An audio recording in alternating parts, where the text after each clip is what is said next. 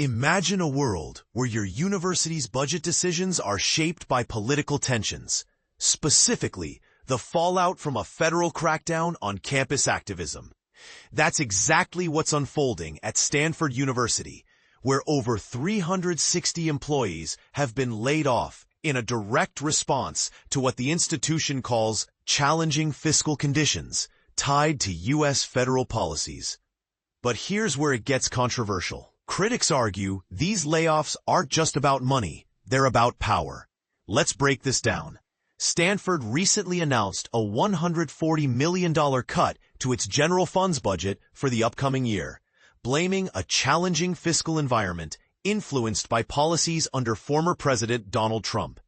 The university spokesperson confirmed the layoffs, stating, "Last week, many schools and units made staff workforce reductions. In total, 363 layoffs occurred." This isn't an isolated incident. The Trump administration, during its tenure, targeted universities with threats to withhold federal funding over pro-Palestinian protests, climate initiatives, transgender policies, and diversity, equity, and inclusion (DEI) programs. For example, the University of California, Los Angeles, UCLA, faced a $330 million funding freeze after the government accused the university of failing to address antisemitism-related issues on campus following pro-Palestinian demonstrations. And this is the part most people miss. The ripple effects of these policies extend far beyond budget lines. Other universities, like Columbia and Brown, have already settled with the Trump-era government by paying millions to resolve investigations. Harvard is still in negotiations. Meanwhile, rights advocates are sounding alarms about academic freedom and free speech.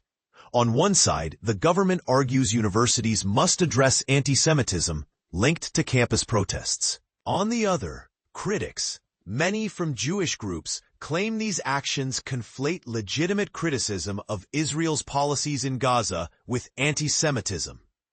Is this a necessary step to protect Jewish students, or an overreach that stifles open dialogue? The debate is far from settled. To put this in perspective, consider the broader context. The Trump administration's tactics mirrored a strategy seen in past political conflicts, where funding leverage is used to enforce ideological alignment. For instance, DEI programs, initiatives aimed at fostering inclusive environments for marginalized groups, became the target, with the administration claiming they promoted divisive agendas. But here's the catch-22. While some view these programs as essential for equity, others argue they're overreaching. Could universities be penalized for simply trying to create safer spaces for diverse communities? The situation raises a critical question.